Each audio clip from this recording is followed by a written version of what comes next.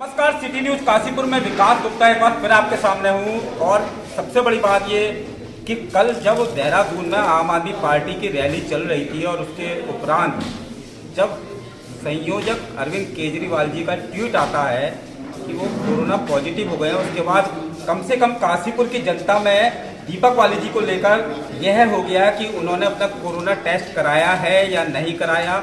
अब उनकी आगे की रणनीति क्या रहेगी, तो आज हमारे संग दीपक वाली जी हैं जो आज सुबह ही लक्ष्मण दत्त चिकित्सालय पहुंचे और अपना टेस्ट कराया, वो निगेटिव आया। पहले तो आपको शुभकामनाएं निगेटिव आने की। बिल्कुल, क्योंकि ये मेरी एक जागरूक नागरिक होने के नाते मेरी जिम्मेदारी बन रही है। तो आज जो प्रोग्राम काफ़ी लगे हुए थे, लेकिन जैसे ही मुझे ट्वीट के बारे में जानकारी मिली के बारे में, तो सबसे पहले मैं हॉस्पिटल पहुंचा और वहाँ पर जाकर मैंने अपना टेस्ट कराया है, जिसकी रिपोर्ट मैंने सोशल मीडिया के माध्यम से डाली भी है। ये आप देख सकते हैं। लेकिन दीपक भाई, कहीं ना कहीं ऐसा लगता है कि जो जनसभाएं हो रही हैं, जो चुनावी हो रही हैं और कोरोना का काल थोड़ा सा कोरोना बढ़ा भी हो गया है, कहीं ना कहीं अब जनता को जागरूक होना पड़ेगा, नेताओं को जागरूक होना पड़ेगा। मैं तो खुद चाहता हूँ शोषण किया जाए और बचने का पूरा प्रयास किया जाए और निवेदन भी करता हूँ। और आज भी मैं उसी तरीके से खड़ा हूँ जैसे पिछले कोरोना काल में मैंने LD भट्ट चिकित्सालय को 2 महीने तक चलाया था। आज भी मैं काशीपुर की सम्मानित जनता से कहना चाहूँगा कि परेशान ना हो, आपका बेटा आपका भाई आज भी आपके साथ उसी तरीके से खड़ा है। 14 दिन की नव परिवर्तन यात्रा शुरू करने जा रहे हैं, किस तरह का प्रोग्राम रहेगा?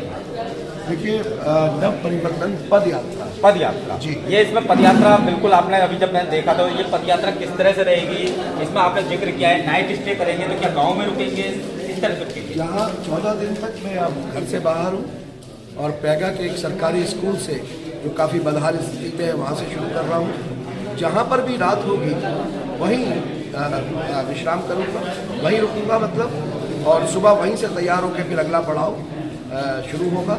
और इसमें अब जो काशीपुर की समस्याएं हैं उन सबको नोट करना और इस एक डेटा को तैयार करना, कौन सी सड़क बनना चाहती है, कौन सी बननी चाहिए और कहाँ पर बिजली की समस्याएं हैं, कहाँ सरकारी स्कूलों की स्थिति ठीक नहीं है, उन सब का एक डेटा तैयार करना, लोगों से मिलना कि वो किस किस समस्या से जूझ रहे हैं, इसको पहले से ही तैयार कर लेना, जिससे कि जब काशीपुर की जनता 2022 में आम आदमी पार्टी का विधायक चुनती है तो वो प्राथमिकता के आधार पर इन समस्याओं से जल्द काशीपुर शहर को छुटकारा दिला सके।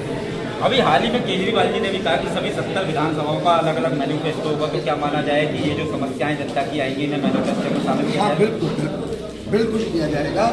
इससे ही मैं काशीपुर की जनता से राय मशवरा करके उनकी समस्याओं को लेकर उस घोषणा पत्र में मैं शामिल करूंगा और जो घोषणा उसके अंदर आ गई वो घोषणा पूरी की जाएगी। एक बड़ा सवाल काशीपुर की जनता आपसे पूछना चाह रही है, जैसे कि 14 दिन आपने नाइट स्टे कहा है कि मैं घर से बाहर रहूँगा, वो दीपक वाली जो मखमल के गद्दों पर सोते हैं, क्या गाँव में हो पाएंगे? नहीं, ऐसा नहीं है। इसी जनता के प्यार और आशीर्वाद से ही आप कह सकते हैं कि मखमल के गद्दे भी इसी जनता ने दिए हैं। इसी शहर में व्यापार करा, लोगों ने साथ दिया और आज यहाँ तक पहुँचाने वाले भी वही लोग हैं।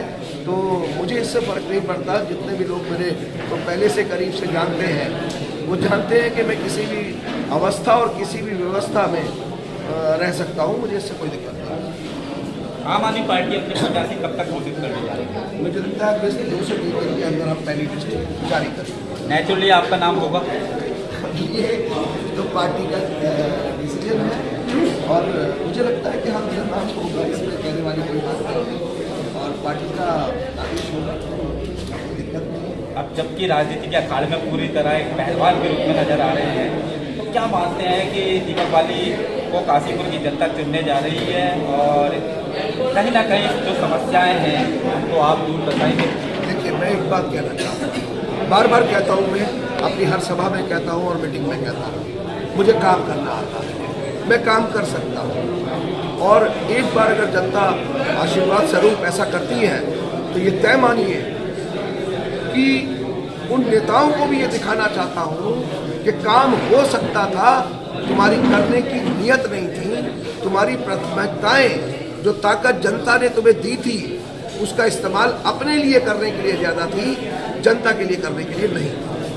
काशीपुर विधानसभा से आप चुनाव लड़ने जा रहे हैं, ऐसा होता है, तो क्या मानेंगे कि भाजपा से आपकी टक्कर होगी या कांग्रेस से? आम आदमी पार्टी का जो भी प्रत्याशी काशीपुर विधानसभा से खड़ा होगा, खाली काशीपुर ही नहीं, पूरे उत्तराखंड के अंदर जो चुनाव है वो भारतीय जनता पार्टी और आम आदमी पार्टी के बीच में है। कांग्रेस इसमें कहीं नहीं है। ठीक है, कांग्रेस के पास कुछ बड़े चेहरे हैं जो उत्तराखंड की राजनीति करते आ रहे हैं, लेकिन उन्होंने ही इस प्रदेश को इस स्थिति में पहुंचाया है। और वैसे भी हम लगातार कह रहे हैं कि कांग्रेस को दिया हुआ वोट आखिर में भाजपा के खाते में ही जाता है। इसके बारे में एक सबूत फिर आ गया है। चंडीगढ़ में आम आदमी पार्टी पहली बार चुनाव लड़ी, उसके 14 पार्षद वहाँ जीते हैं। और आप विश्वास मानिए कि एक ढाबा चलाने वाले आम आदमी ने वहाँ पर भाजपा के मेयर को हराया है। और कांग्रेस के जो 8 पार्षद जीते हैं वो अब 7 हो चुके हैं, क्योंकि उसमें से एक पार्षद भाजपा में शामिल हो चुका है। तो भाजपा की दुकान खुल चुकी है और कांग्रेस के पार्षद बिकने शुरू हो गए। तो ये थे हमारे साथ दीपक बाली जी, जिनका साफ कहना है कि नव परिवर्तन पदयात्रा के जरिए काशीपुर विधानसभा के सभी लोगों की समस्याओं को सुना जाएगा, मैनिफेस्टो में शामिल किया जाएगा और उन्हें दूर करने का प्रयास किया जाएगा। सिटी न्यूज़ काशीपुर की तरफ से मैं विकास गुप्ता, धन्यवाद।